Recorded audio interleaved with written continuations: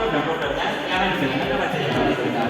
Jadi nanti itu program-programnya ada beberapa program Pak. Yang pertama itu ada program pemicuan. Pemicuan itu berupa penyadaran masyarakat akan perubahan perilaku bahwa mereka itu sebenarnya mengambil air dari sungai itu tidak sehat. Lalu yang kedua ada pemetaan. Di pemetaan itu nanti masyarakat diminta siapa saja yang mengambil air minum dari sungai itu Pak, dan siapa saja yang sudah memiliki sumur itu Pak. Ya nanti untuk waktu dan tempatnya gimana Pak? Kan kadang di desa itu banyak orang yang sibuk. Nanti saya akan konfirmasi tentang waktunya gimana, waktu dan tempat. Nah, untuk waktu ini dari pihak Basarnas kita baru saja untuk sepakat untuk waktu itu tanggal 23 Oktober. Dan kami juga meminta izin atau minta tolong pada Bapak selaku kepala desa dari Desa Sudomulyo untuk mengumpulkan warga supaya kegiatan yang akan dilaksanakan ini bisa berjalan dengan lancar. Gitu Pak. Kalau Bapak bersedia untuk diminta tolong tersebut. Nggih, bersedia. Nanti saya akan konfirmasi kepada setiap RT untuk mengumpulkan dan mengkoordinasi para warganya tanggal 23 nih Pak. Nanti saya akan sampaikan informasinya. Mungkin itu saja nih Pak dari kami. Terima kasih atas waktunya. Tapi mohon maaf nih Pak. Nggih. Terus Pak. Nggih, sama.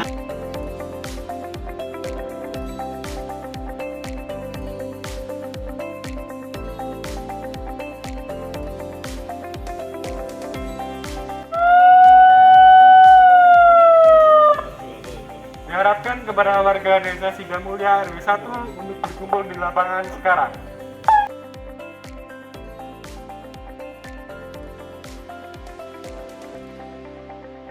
Assalamualaikum warahmatullahi wabarakatuh. Waalaikumsalam warahmatullahi wabarakatuh.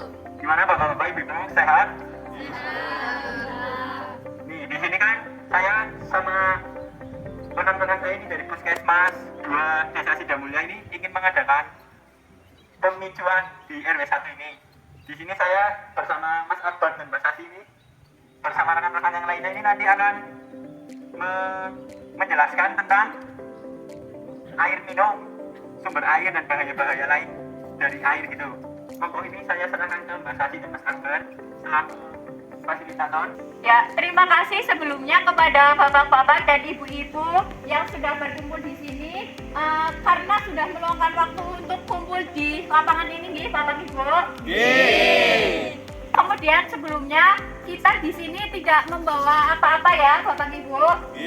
Kemudian selanjutnya maksud dan tujuan kami datang ke sini yaitu untuk melakukan pemicuan tentang air minum.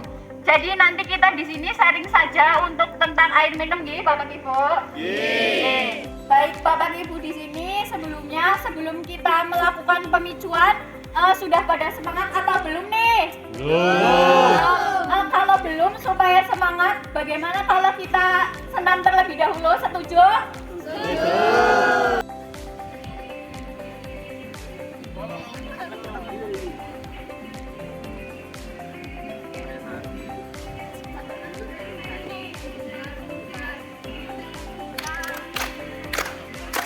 Kotak-kotak, peganglah bahu, tangan dikotak-kotak, peganglah lutut, digoyang-goyang, digoyang-goyang, digoyang-goyang. Kotak-kotak, kotak-kotak, tangan dikotak-kotak, peganglah bahu, tangan dikotak-kotak, peganglah lutut, digoyang-goyang, digoyang-goyang. Ya, bagaimana nih Bapak Ibu sudah senam, harusnya sudah semangat ya?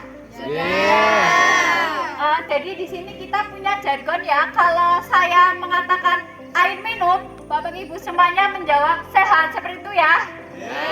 Siap? Hitungan ketiga ya. 1, 2, 3. Air minum sehat. Ya, mungkin cukup sekian dari saya. Itu ice breaking, semoga Bapak Ibu tambah semangat nggih. Selanjutnya akan diisi pemicuan oleh Mbak Febrina dan Mbak Alvina. Ya, selamat pagi Ibu-ibu dan Bapak-bapak. Pagi. Perkenalkan, saya Sabina dan rekan saya Alvina. Di sini saya akan membuat pemetaan tentang wilayah desa Bapak-bapak dan Ibu-ibu untuk pemetaan desa nih. Sekarang saya minta Bapak dan Ibu untuk melingkar nih. Yuk melingkar yuk. Setelah Bapak Ibu melingkar, saya minta bantuannya untuk Bapak dan Ibu. Siapa yang mau menjadi perwakilan dari desa? Saya. Ya, mohon untuk maju nih. Ya langsung saja kita buat pemetaan ya. Saya akan memandu ya.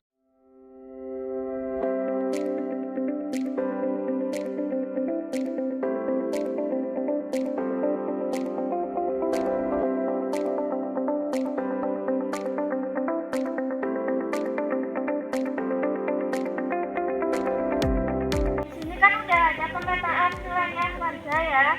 Jadi dari 3 bapak dan ibu-ibu, saya minta untuk menggambarkan wilayah yang ada di desa Sido Mulia. Oke, tolong bantuannya nih. Ini tentunya untuk menggambarkan tentang sungai, sumur dan lingkungan warga. Pemetaan rumah nih.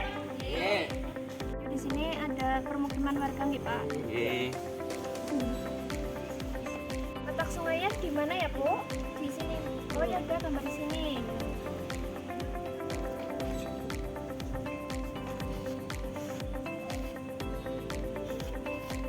Di sini letak sumur rumah saya Mbak.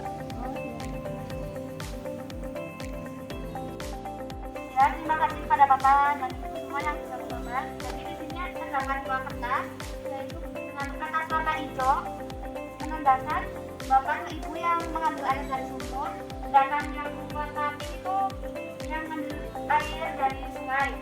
Saya minta tolong kepada Bapak dan Ibu untuk meletakkan kertas ini ke tempat yang sumur atau sungai sesuai dengan Bapak dan Ibu mengambil air minumnya.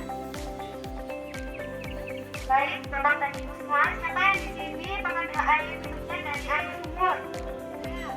Ya, berarti 2 orang ya. Jadi ibu-ibu silakan meletakkan kertas tersebut di tempat sumur ini. Kan bagi Bapak dan Ibu yang mengambil air minum di sungai, kertas tolong diletakkan di gambar yang ini, sungai.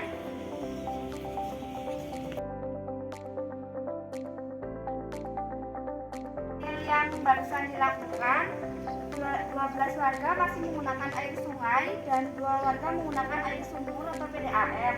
Jadi bisa disimpulkan warga Dusun Sidamulya RT 1 RW 1 masih banyak yang menggunakan air sungai.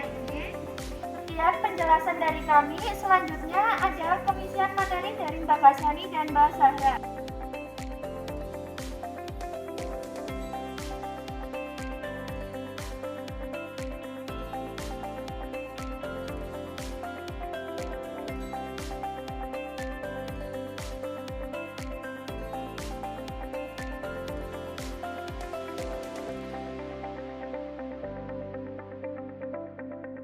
Nah, Bapak sama Ibu tadi sudah paham bagaimana ciri air yang tidak layak diminum. Salah satunya nih, enten warnanya sudah mboten bening, nggih napa mboten? Sudah banyak sekali gelembung-gelembung di sini, gelembung deterjen, nggih napa mboten? Tinggal apa mboten Ibu-ibu, Bapak-bapak? Tinggal. Nah, padahal kita kebutuhan air minum 1 orang itu ada 8 liter per hari. Kita ibaratkan gelas tadi dalam 1 liter. Apabila Bapak Ibu 1 liter itu diibaratkan mengandung 10 koloni, berarti dalam sehari Bapak Ibu memasukkan koloni atau bakteri ke dalam tubuhnya berapa? Berarti kan 1 liter niki mengandung 10 koloni. Padahal kita butuh 8 liter dalam 1 hari. Berarti kan 80 koloni yang kita masukkan per hari dalam tubuh kita. Nggih napa mboten? Nggih. Nah, dalam sehari Bapak kalau Ibu memasukkan bakteri atau kuman ke dalam tubuhnya itu 80 koloni, 80 bakteri. Apabila dalam hitungan 1 hari, ini hanya 1 hari. Kalau dalam hitungan minggu, Seminggu enten pirang dina? Ibu bapak-bapak. 7. Nah, 80 koloni dikali 7 hari enten pinten? 560 koloni niku per minggu. 7 hari bapak ibu memasukkan 560 koloni ke dalam tubuh bapak kali ibu. Ini bisa menyebabkan apa? Sakit apa mboten? Gerah apa mboten? Penak mboten awake? Selamat pagi Bapak dan Ibu-ibu. Sebelumnya perkenalkan saya Zara dan rekan saya Gasani. Tujuan kami di sini untuk bermain bersama Bapak dan Ibu-ibu. Permainannya yaitu menyusun gambar dari sumber air minum hingga terjadinya penyakit. Nah, nanti ada beberapa gambar. Bapak dan Ibu diminta untuk mengurutkan dari sumber air minum hingga terjadinya penyakit.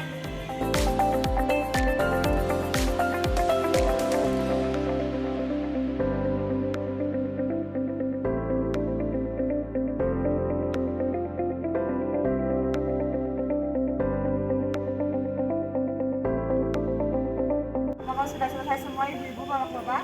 Sudah. Apakah sudah yakin dengan jawabannya? Yakin. Saya boleh minta tolong salah satu ibu atau bapak untuk menjelaskan menurut ibu atau bapak yang benar bagaimana? Saya Mbak. Ini pertama kita ngambil air dari sungai ini, terus kita minum, terus sakit, gitu Mbak. Terus yang ini kita nggak tahu ya itu gambar apa. Baik, sekarang kita review bersama ya ibu bapak. Untuk yang pertama itu mulai dari sumber air itu, kemudian airnya langsung diminum, kemudian air tersebut itu terdapat E. coli, kemudian menyebabkan penyakit diare, lalu dirawat. Untuk solusi yang dapat ibu bapak lakukan di rumah yaitu dengan merebus air selama 3-5 menit dengan suhu 100 derajat Celcius seperti bapak ibu. Apakah dapat dipahami bapak ibu? Oke, terima kasih sudah berpartisipasi dalam permainan ini. Selanjutnya akan diserahkan kepada rekan saya. Silakan menempatkan diri. Terima kasih. Kembali ke sana. Tadi ibu sudah, bapak-bapak ibu sudah datang ke sungai, sudah melihat ternyata sumber air yang banyak sekali diambil dari sungai. Bapak ibu sekalian paham, warga-warga di sini ternyata banyak yang mengkonsumsi air itu dari sungai. Sinten-sinten mriki njikok toya ten sungai Ngacong. Nah, saged tingali kata beres-beres kata sing jikok toya ten sungai. Nggih menapa nggih? Ada beberapa hal yang harus diperhatikan. Yang pertama apa? Yang pertama itu memastikan bahwa wadah yang digunakan untuk menyimpan air itu dalam kondisi bersih dan aman. Nah, ini adalah salah satu wadah. Bapak Ibu nyimpen banyu ten mriki napa mboten? Nggih. Kan griya enten wadah sing nggo nyimpen banyu napa mboten? Nah, niku bisa dipastikan wadah itu bersih napa mboten? Bersih. Nah, itu adalah salah satu hal yang harus diperhatikan. Masa simpannya juga harus sesingkat mungkin, jangan lama-lama di sini. Karena bisa apa? Bisa menimbulkan lumut nek suwe-suwe ora diubah wadahe. Licin apa mboten? Nah, niku adalah salah satu hal yang harus diperhatikan. Nah, hal yang berikutnya apa? Hal yang berikutnya itu memastikan kondisi tangan kita bersih. Dengan cara apa? Dengan cara mencuci tangan dengan sabun. Tentunya sabun apa mboten? Nah, niku adalah salah satu cara untuk memastikan bahwa kondisi tangan kita sebelum mengelola dan menyajikan air minum harus dalam keadaan yang bersih.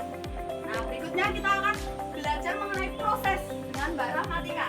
Nah, di sini untuk Bapak Ibu kan sudah dijelasin nih sama Mbak Fia mengenai sumber dari air bersih yang akan diminum, yang diolah dulu, yang ibu-ibu semuanya bapak-bapak ambil itu ya dari sungai. Kemudian kan sebelum diminum air minumnya itu kita olah dulu lah. Cara pengolahan air minum yang benar itu ada berbagai macam cara nih Bapak Ibu. Jadi klorinasi itu adalah penambahan suatu zat untuk membunuh suatu bakteri pada air minum nih Bapak Ibu. Yang kedua ada dengan cara merebus.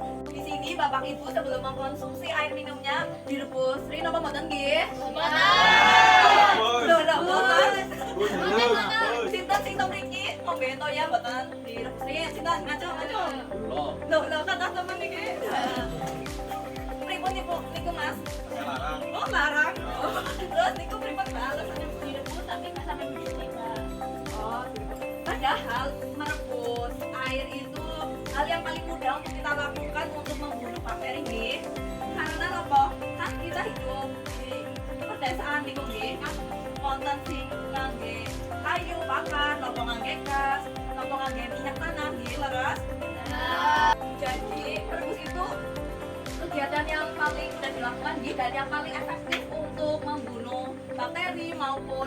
patogen dan lain sebagainya pada air bersih yang akan kita konsumsi nggih Bapak Ibu. Nah, tadi salah satu persyaratan dalam pengolahan air minum sebelum dikonsumsi adalah merebus. Nggih mboten? Persyaratan merebus niku napa? Dalam suhu 100 derajat Celcius selama 3 sampai 5 menit.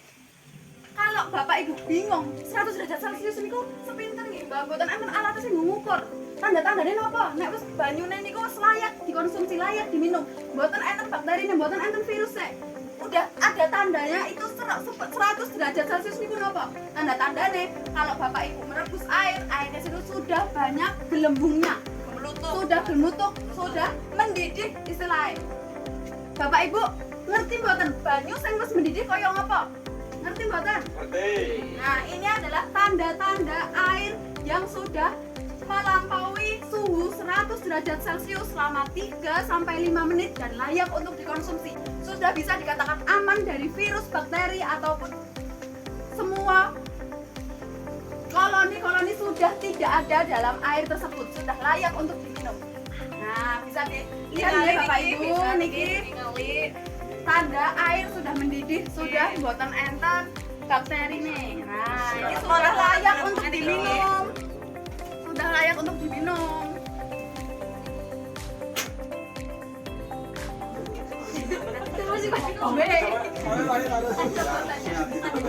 Nah, sudah mendidih. Bapak coba pegang. Panas nggak mboten? Panas. Nah, ini sudah mendidih. Nanti ditunggu beberapa menit agar dingin dulu, lalu bisa dikonsumsi. Dan ini aman masuk ke dalam tubuh kita dengan aman. Orang boten marak gerah, boten marak ke loro awake. Nah, niku penak napa mboten awake dadian? Nah, Nah, di sini tadi sudah dijelaskan proses perebusan atau pemasakan atau pengolahan air sebelum dikonsumsi. Nggih napa mboten? Nggih. Nah, ten mriki kula mbeta toya sing saka air yang sudah direbus dengan matang, sudah layak untuk diminum. Mboten enten virus napa bakterine. Kula tuangen mriki nggih. Nah, sinten Bapak Ibu sing wani ngombe niki, sing wani ngunjuk niki sinten? Sinten sing wani ngombe niki? Monggo. Nah, seger napa mboten Bapak? Seger. Kaya sing Bapak ngunjuk. Wau, enten rasane napa mboten? Buatan. Bening napa mboten? Bening. Seger napa mboten? Seger pisan. Nah, niku adalah air yang benar-benar sudah matang, sudah direbus dengan suhu 100 derajat Celcius selama 3 sampai 5 menit. Sudah layak untuk dikonsumsi, sudah aman dan sehat untuk tubuh kita. Nah, ibaratkan ini tadi air yang saya ambil di sungai, yang sering Bapak Ibu ambil, yang sering Bapak Ibu konsumsi. Mriki kecampuran kalih banyu sing boten direbus sing enten campuran deterjen. Bapak Ibu ten mriki ngumbahi klambi ten sungai sinten nggih? Kula. Enten mriki kathah sing ngumbahi klambi ten sungai. Nah, kalau Bapak Ibu itu ambil air yang ada di sungai dan proses perebusannya tidak sempurna, maka air yang Bapak Ibu konsumsi itu masih mengandung banyak sekali virus dan bakteri yang Bapak Ibu sendiri tidak tahu keberadaannya itu. Semisal niki air yang sudah matang kecampuran kali air sungai yang tadi enten deterjen. Sapa sing wani ngombe niki? Sing wani ngunjuk niki sapa? Kula. Nah, niki Bapak cium dulu baunya dan lihat dulu warnanya. Bapak berani tidak untuk memasukkan air tersebut ke dalam tubuh Bapak? Gak jadi ini bau deterjen terus juga kelihatannya udah kotor, gak jadi Kak. Nah, itu yang kita lihat. Kalau Bapak Ibu sendiri tidak tahu keberadaan deterjen atau bakteri virus dalam air yang akan Bapak Ibu minum, akan berdampak negatif pada kesehatan Bapak Ibu. Nggih napa nggih? Nggih. Kelihatannya pada loyo ya Bapak Ibu. Gimana kalau kita jargon dulu? Kayak yang pas awal saya bilang air minum, Bapak Ibu jawab sehat gitu ya. Air minum. Mandu. Setelah tadi proses-proses yang sebelumnya, Bapak Ibu pasti sudah dijelaskan kan gimana dampaknya ketika Bapak Ibu memakai air sungai yang sudah tercemar atau tidak layak untuk dijadikan air minum. Bapak Ibu, sudah ada yang tahu belum kalau apa air yang tercemar itu kalau dijadikan air minum memiliki dampak? Ada yang sudah tahu? Apa coba?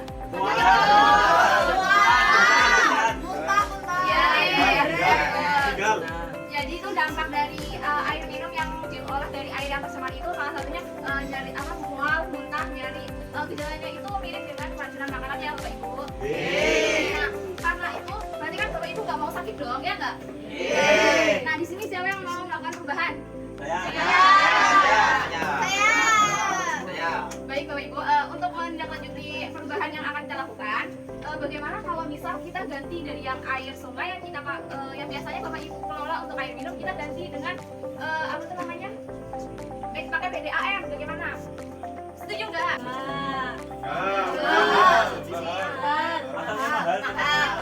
Ada yang setuju atau ini? Setuju itu mahal. Saya malah senang kok karena ada saluran PDAM bisa kita untuk memperbaiki kesehatan pagi sini. Ya. Tadi ada juga yang bilang kalau terganggu dengan biayanya ya, atau kendala dalam biayanya. Nah, untuk biayanya ada solusinya nih. Pertamanya mungkin kita bikin RAB-nya dulu ya. Nah, di sini kita bikin RAB untuk pemasangan PDAM dulu ya Bapak Ibu. Di mana kita itu pemasangan PDAM itu menggunakan kelompok 2, di mana anggarannya itu kita menerima 1.500.000. Nah, di sini kan keluarganya ada 50 rumah ya. Nah, untuk setiap rumah itu nanti per bulannya mendapat apa ya? Iuran terkena anggaran itu 35.000 per rumah. Per bulan. Nah, untuk segini pada keberatan apa enggak? Tidak. Nah, masih ada yang berat. Nah, kita cari solusi lagi ya. Mungkin kalau sekali pembayaran langsung 35.000 Bapak Ibu keberatan ya? Nah, kita bisa dengan menggunakan jimpitan. Gimana nanti setiap malamnya Bapak Ibu bisa naruh uang di depan rumah itu ya, tahu kan ya? Itu tuh sebesar 1.500 rupiah. Keberatan apa enggak? Berarti untuk RAB udah selesai ya. Dan untuk per bulannya sekian, dan untuk setiap malamnya jimpitannya diisi 1.500. Begitu ya Ibu-Ibu? Nah, Pak Kades, ini tuh kan sudah dibikin RAB ya Pak. Menurut dari Bapak itu setuju atau tidak kalau di dusun ini itu diadakan PDAM, disediakan PDAM? Ya, dari saya kembali ke masyarakatnya lagi, Mbak. Kalau masyarakatnya setuju dan mampu ya saya juga akan menyetujui. Nah, dari masyarakat gimana? Tadi fix ya, udah setuju? Setuju. Nah, untuk tindak lanjutnya sekarang buat Bapak dan Ibu yang mau mengikuti PDAM, program PDAM bisa menulis namanya.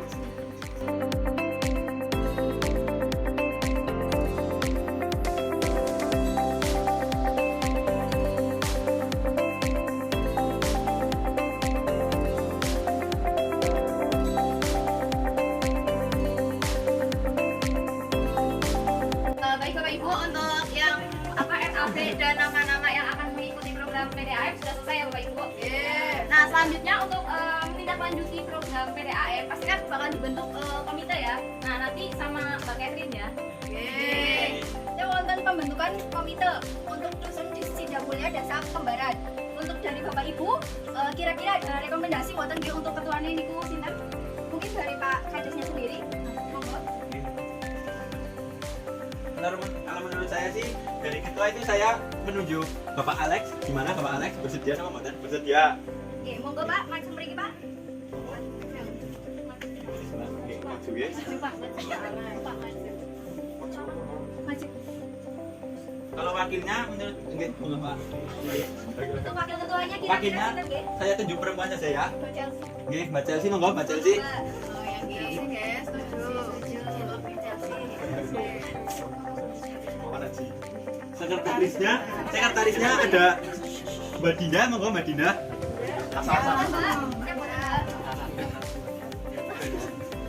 Sebagai aturan nggih.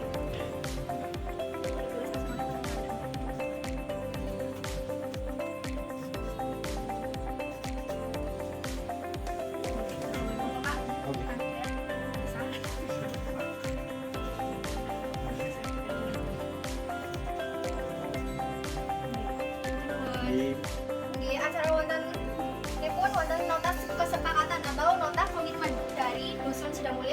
Puskesmas Kembaran sendiri nggih. Untuk nota kesepakatannya mungkin dibantu dengan Pak Kades. Nggih. Mungkin bisa dibaca nggih Pak, nanti untuk warga yang lain bisa menirukan dari Pak Kades nggih setelah Pak Kades nggih. Nggih, monggo Pak dari sini nggih. Dari nota kesepakatan. Oke. Monggo. Nota kesepakatan. Nota kesepakatan. Pada hari ini, Sabtu, tanggal 28 Oktober 2023, Sabtu tanggal 28 2023 di Aula Puskesmas Kembaran, di Aula Puskesmas Kembaran, Kecamatan Kembaran, Kabupaten Banyumas, Kecamatan Kembaran, Kabupaten Banyumas. kami atas nama warga Dusun Sidomulyo, Kami atas nama Desa Dusun Mulyo, Desa Kembaran sepakat untuk mewujudkan Desa Kembaran sepakat untuk mewujudkan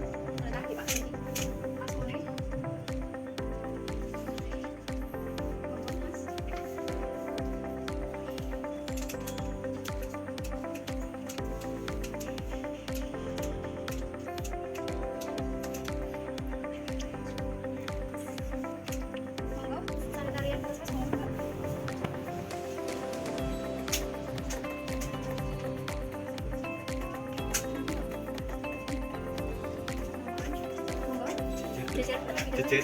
Bu tadi kan sudah untuk pembentukan komite, untuk nota kesepakatan juga tadi sudah dibacakan dan disanggupi oleh Bapak Ibu semua nggih. Nah, untuk selanjutnya ini saya perkenalkan nggih kepada Bapak Ibu, ini ada tokoh masyarakatnya Pak Udin. Lalu ada Mas Alex sebagai ketua pelaksananya, ada Mbak Ika sebagai sanitaris dari Puskesmas Kembaran sendiri. Niki akan memegang tanggung jawab dari Dusun Sidamulya Desa Kembaran.